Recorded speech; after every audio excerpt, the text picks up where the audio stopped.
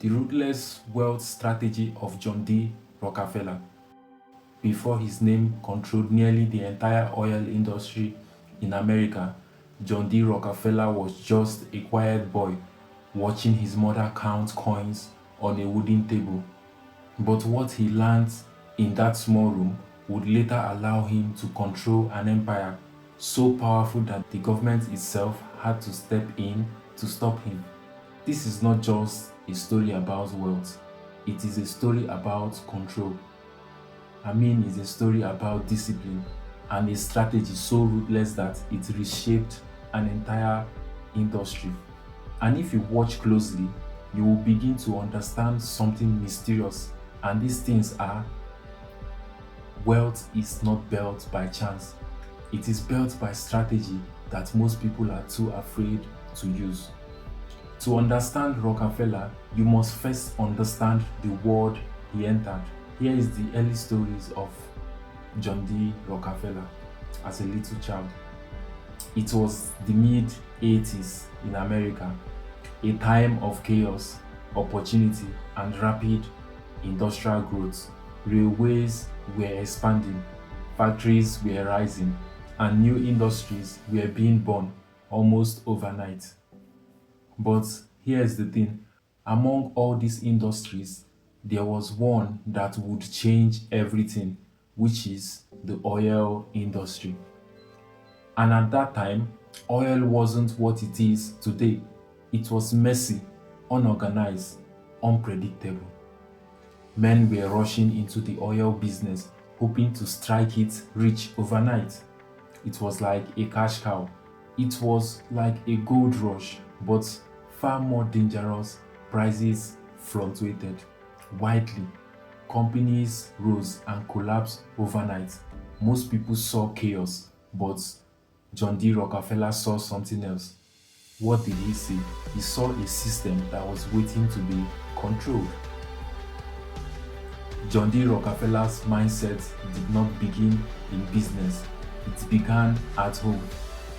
His mother was deeply religious, disciplined, and extremely careful with money.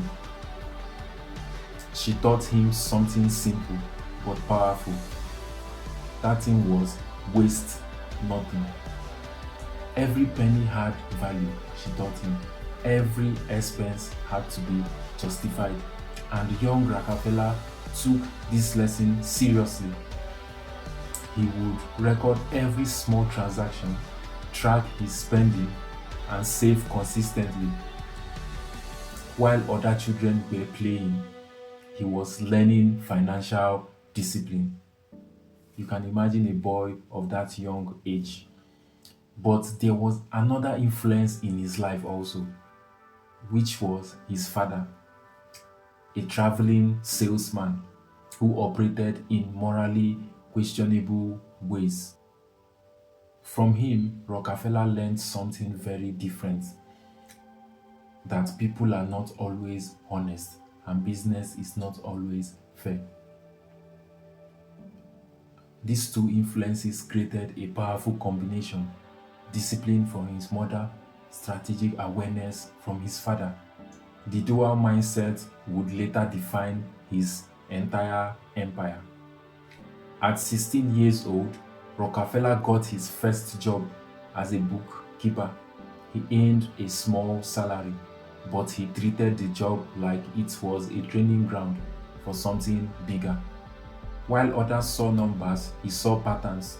He studied costs, profits, margins, inefficiency, and slowly something became clear to him: that real money wasn't in working, it was in controlling system. So he made his first move. He entered the oil business. But here is what made him different. While others were drilling for oil, Rockefeller focused on refining the oil. He wasn't drilling, but he was refining. He wasn't chasing chaos, he was building control. At this point, I know that you'll be wondering and asking yourself that how did a bookkeeper become the most powerful man in oil? Follow us gradually and you will understand this story. Please support this channel to grow by engaging with our content. We offer you value always. Hit the subscribe and notification button to always know when we post our content like this. Let's dive right back into our video. The oil industry, as at that time, was unpredictable. Prices went up and down, companies kept failing, but Rockefeller noticed something critical: that the problem wasn't oil, the problem was lack of structure. So he did something most people didn't understand. Instead of competing widely, he began to improve efficiency, reduce waste, standardize processes. While others were gambling, he was building a system. Slowly, but they never understood what he was doing. And slowly, his company began to outperform others. Now, this is where everything changes. Rockefeller realized something powerful: it is easier to control an industry than to compete in it. So he began a strategy that many considered ruthless. What was this strategy? He started buying out his competitors. If they refused to sell, he would undercut their prices and push them out of business, then acquire their assets over and over again.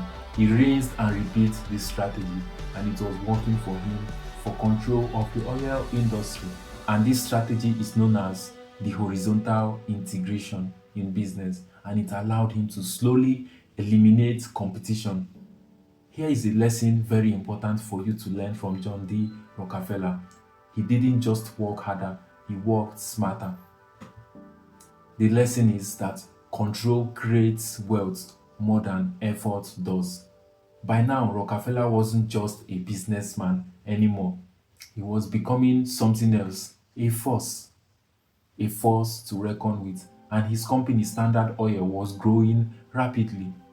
Competitors were disappearing, and the industry was slowly coming under his control. But this is where the real story began, because what he would do next would make him the most powerful man in American business history, and also one of the most controversial.